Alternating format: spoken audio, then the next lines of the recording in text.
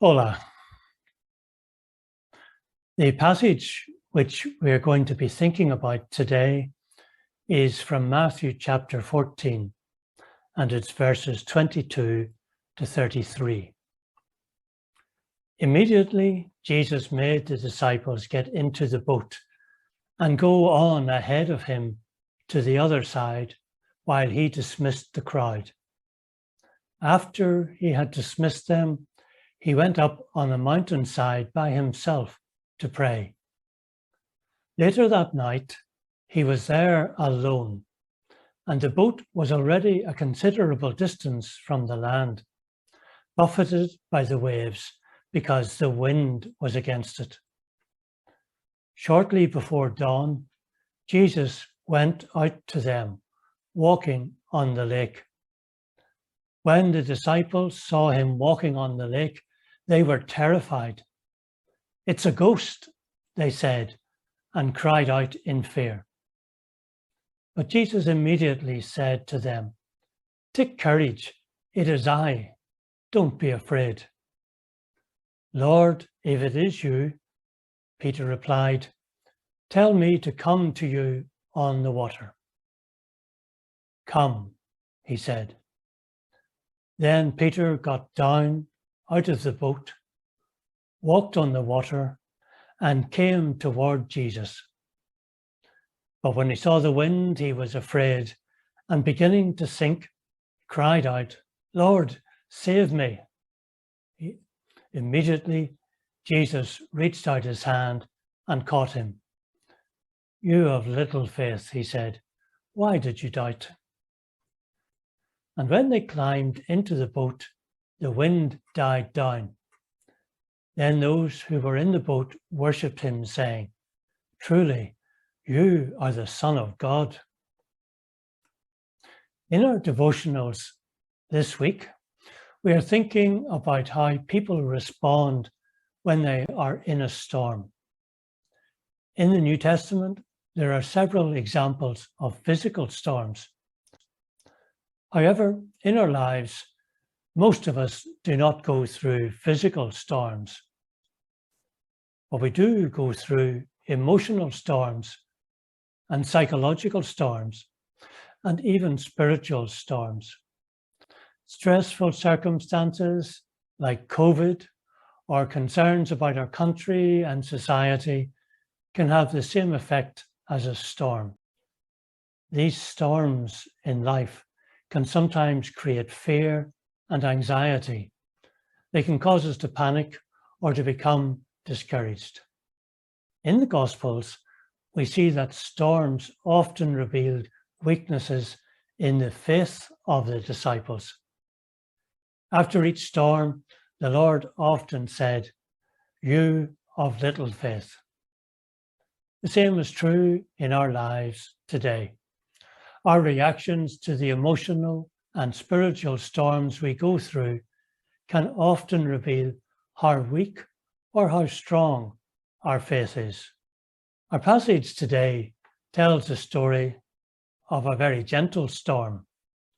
Jesus had forced his disciples to get into their boat and sail to the other side of the Sea of Galilee. There was a strong wind which was blowing against them. There was no danger of them sinking, but they were making very little progress. But then Jesus did something which caused his disciples great fear.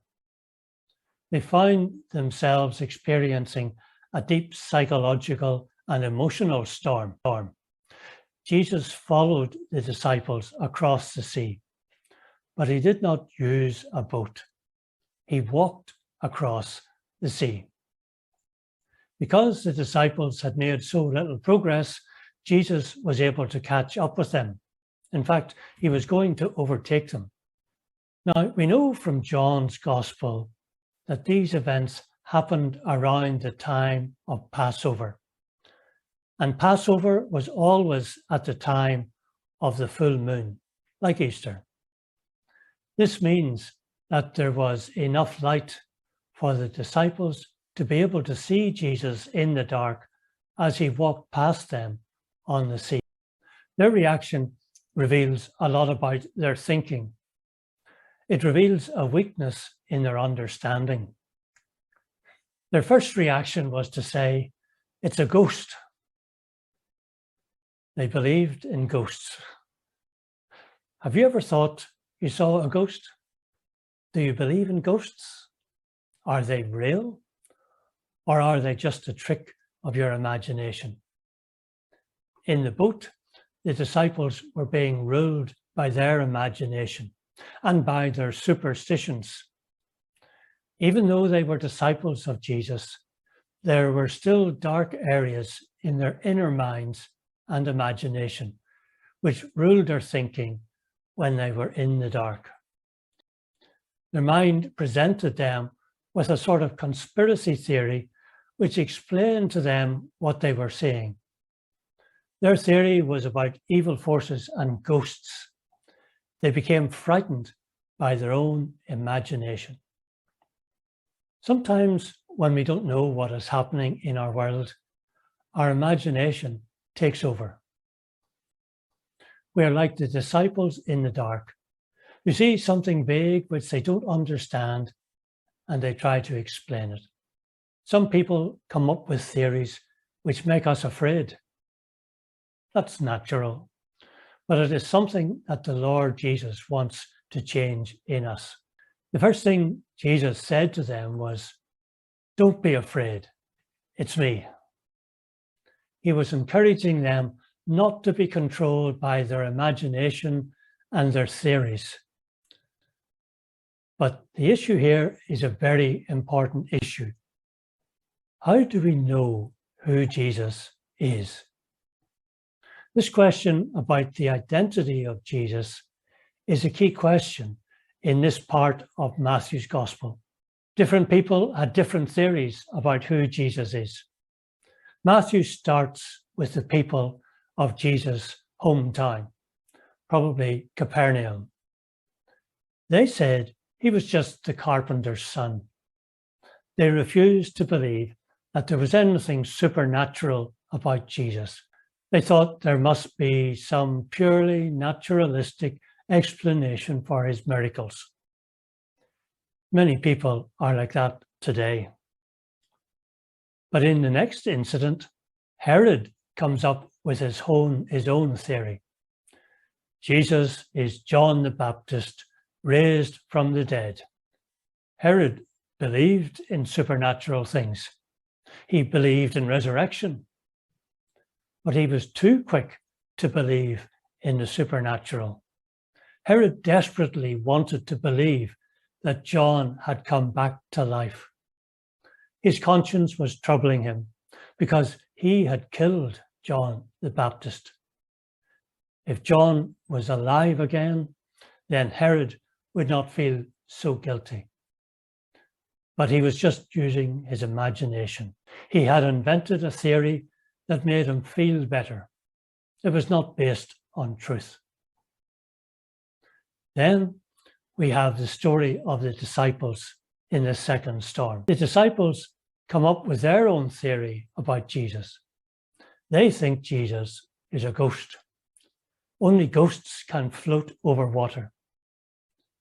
But when Jesus spoke, that was when Peter saw the importance of this question. Is that shape that I see vaguely in the dark and the voice that I hear, is it really Jesus, the Son of God? Or is he just something in my imagination? Let's speak for a moment to those of you who have been brought up in a Christian family. You have been told about Jesus since you were a baby. All your family are Christians. All your friends are Christians. You have accepted everything you were told about Jesus without challenging it. That's how I grew up. I never had any doubts about whether or not I was a Christian. But sometimes a different frightening thought came into my mind. All these stories about who Jesus is, are they really true? How do you know? Have you ever put them to the test? I wonder, has that thought ever come to your mind? How do you answer someone who says, that's the only reason why you believe? That is the challenge which Peter faced. He needed to know if the thing in the moonlight which said it was Jesus really was Jesus, the Son of God, or was it just Peter's imagination? It mattered so much to Peter that he was prepared to risk his life to find the answer. Peter called out, "Lord, if it is you, tell me to come." Whew, that was courageous. But notice that Peter did not take any risks without a clear instruction from the Lord. Peter did not move until he heard the voice of Jesus say, "Come." When he heard the word "come," Peter stepped out of the boat.